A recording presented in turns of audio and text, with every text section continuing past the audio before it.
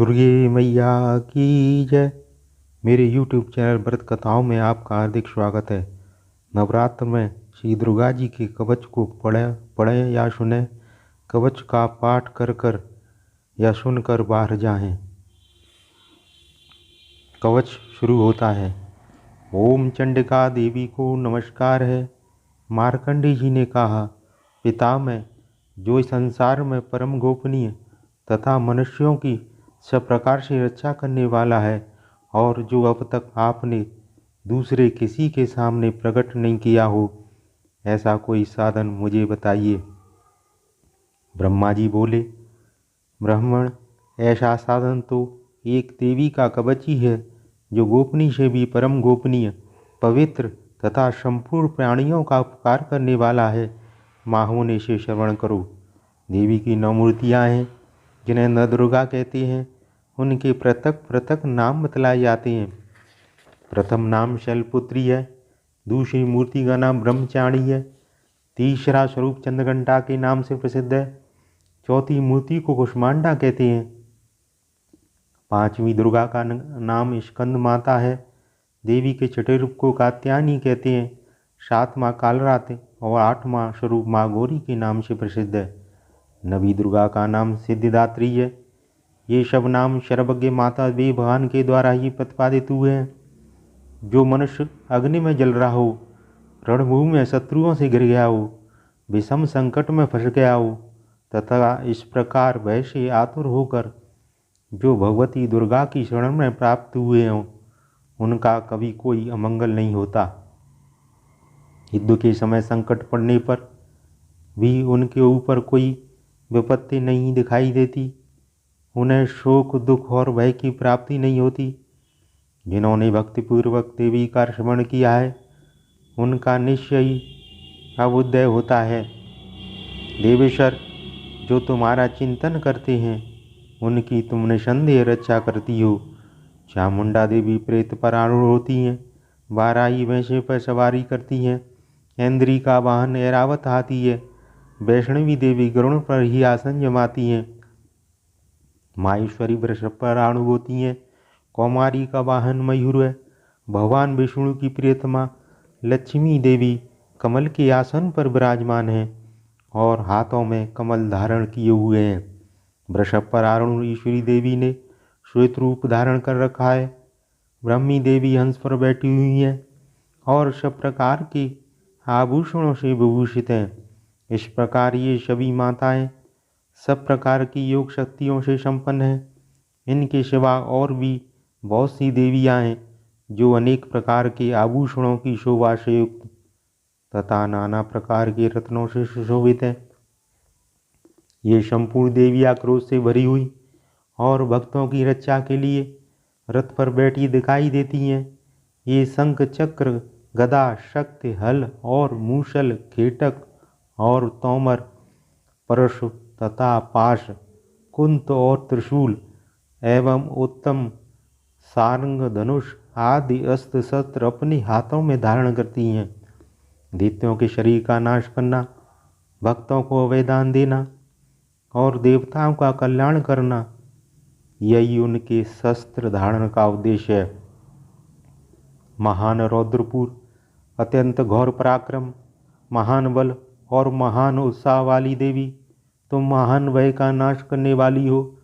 तुम्हें नमस्कार है। तुम्हारी ओर देखना भी कठिन है। शत्रुओं का बड़े भय बढ़ाने वाली जगदम्बिके मेरी रक्षा करो।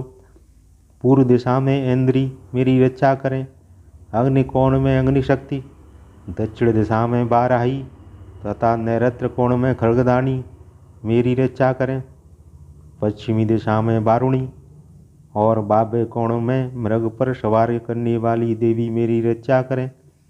उत्तर दिशा में कौमारी और ईशान कोल में शूलधारिणी देवी रक्षा करें।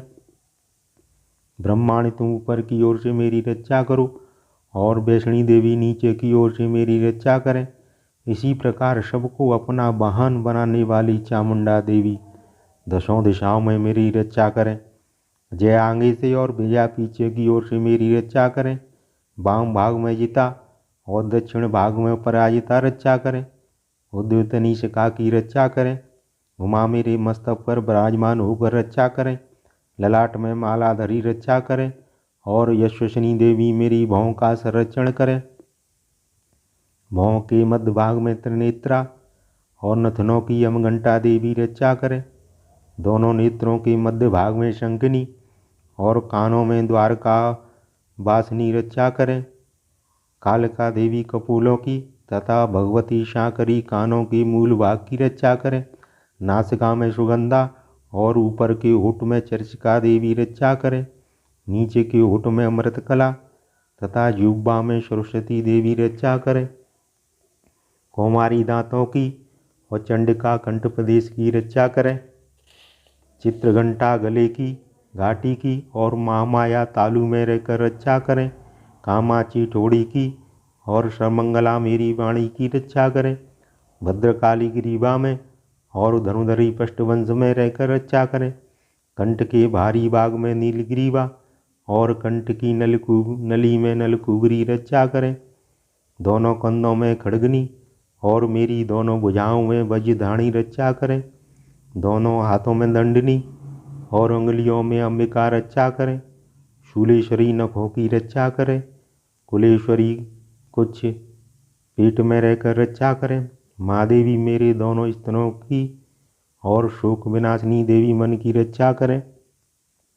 ललिता देवी हृदय में और सूर्यधारणी उदर में रहकर रक्षा करें। नाभि में कामिनी और गोयभा में गोयेश्वरी रक्षा करें। पूतना कामिका लिंग की और महेशवासिनी गुदा की रक्षा करें। भगवती कटिभाग में और विंध्यवासिनी घुटनों की रक्षा करें। संपूर्ण कामनाओं को देने वाली मामला देवी दोनों पिंडलियों की रक्षा करें। नारसिंगी दोनों घुंटियों की और स्तेषी देवी दोनों चरणों की पृष्ठभाग की रक्षा करें। श्रीदेवी पैर की अंगुलियों में और तलवासिनी पैरों के तलुओं में रहकर रक्षा करें। अपनी दाढ़ों के कारण भयंकर दिखाई देने वाली दष्टकराली देवी नखों की और ऊर्ध्वकेशिनी देवी केशों की रक्षा करें।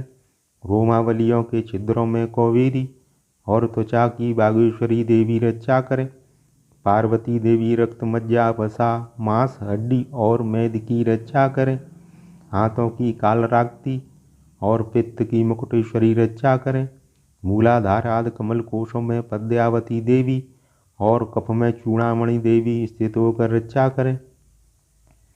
नख के तेज की ज्वालामुखी रक्षा करें, जिसका किसी भी अस्त्र से भेद नहीं हो सकता हो। वह विद्या देवी समस्त शरीर के समस्त संधियों में रहकर रक्षा करें। ब्रह्माणी आप मेरे वीर की रक्षा करें। चतुश्री छाया की तथा धर्मधारिणी मेरे अहंकार मन और बुद्धि की रक्षा करें। हाथ में वज्र धारण करने वाली वज्रस्ता देवी मेरे प्राण अपान व्यान उदान और समान वायु की रक्षा करें। कल्याण से शोभित होने वाली भगवती कल्याण शोभना मेरे प्राण की रक्षा करें। रसरूप गंध शब्द और स्पर्श इन विषयों का अनुभव करते समय योगिनी देवी रक्षा करें तथा सत्वगुण रजोगुण और तमोगुण की रक्षा सदा नारायणी देवी करें। बाराही आयु की रक्षा करें। वैष्णवी धर्म की रक्षा करें।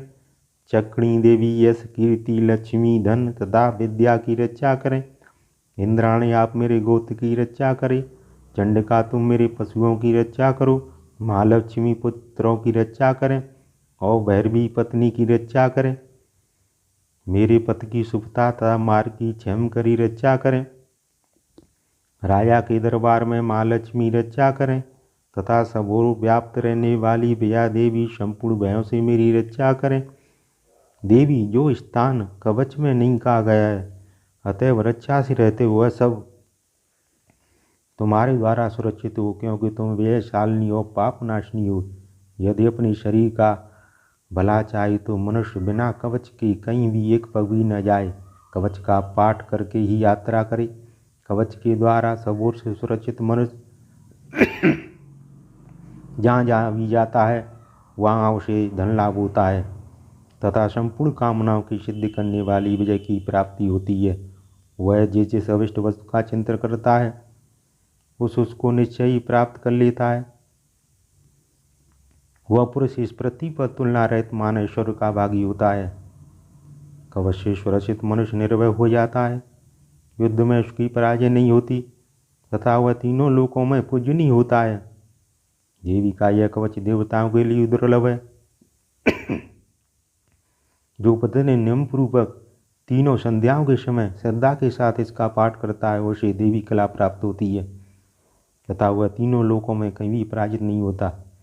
इतना ही नहीं, वह पृथ्वी से भी रहते 100 से भी भी रहता है।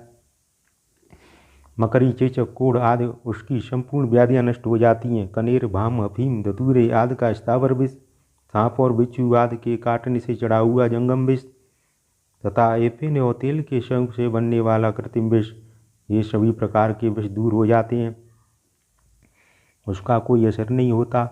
इस पृथ्वी पर मारण, मोहन आदि जितने भी अविचारिक प्रयोग होते हैं तथा इस प्रकार के जितने मंत्र यंत्र होते हैं वे सब इस कवच को हृदय में धारण करने पर उस मनुष्य को देखते ही नष्ट हो जाते हैं। यही नहीं, पृथ्वी पर विचरने वाले ग्राम देवता, आकाशचारी देव, विशेष जल के संबंध से प्रकट होने वाले गण, उपदेश मात्र से सिद्ध होने वाले निम्न कोटि के देवता, अपने जन्म के साथ प्रकट होने वाले देवता, कुल देवता, माला डाकनी, शाकनी, अंतरिक्ष में विचरने वाली अत्यंत भयानक डाकनियाँ, ग्रह, भूत, पिशाच से यक्ष, गंधर्व, राक्षस, ब्रह्मराक्षस, बेताल, कुष्मांड और भैरव आदि अनिष्टकारक देवता भी हृदय में कवच धारण किए रहने पर उस मनुष्य को देखते ही भाग जाते हैं। कवचधारी पुरुष को राजा के सम्मान वृद्धि प्राप्त होती है। यह कवच मनुष्य को तेज की वृद्धि करने वाला और उत्तम है। कवच का पाठ करने वाला पुरुष अपनी कीर्ति से विभूषित भूतल पर अपने स्वयं के साथ साथ वृद्धि को प्राप्त होता है। जो पहले कवच का पाठ करके उसके बाद सप्तशती चंडी का पाठ करता है, उसकी जब तक वन पर्वत और कानूनों सहित यह पृथ्वी टिकी रहती है तब तक यहाँ पुत्र पौधाद की संतान परंपरा बनी रहती है। फिर देह का अंत होने पर वह पुरुष भगवती माया के प्रसाद से उस नित्य परम पद को प्राप्त होता है जो देवताओं के लिए दुर्लभ है। वह सुंदर दिव्य रूप धारण करता है और कल्याण में शिव के साथ आनंद का भागी होता है। जिन्होंने मेरे YouTube चैनल को अभी तक सब्सक्राइब नहीं किया है वह सब्सक्राइब जरूर करें ताकि आपको इससे संबंधित नोटिफिकेशन मिलता रहे। जिन्होंने सब्सक्राइब किया है उन्हें हार्दिक धन्यवाद। कमेंट में बॉक्स में दुर्गा माँ की जय वैसे लिखें। धन्यवाद।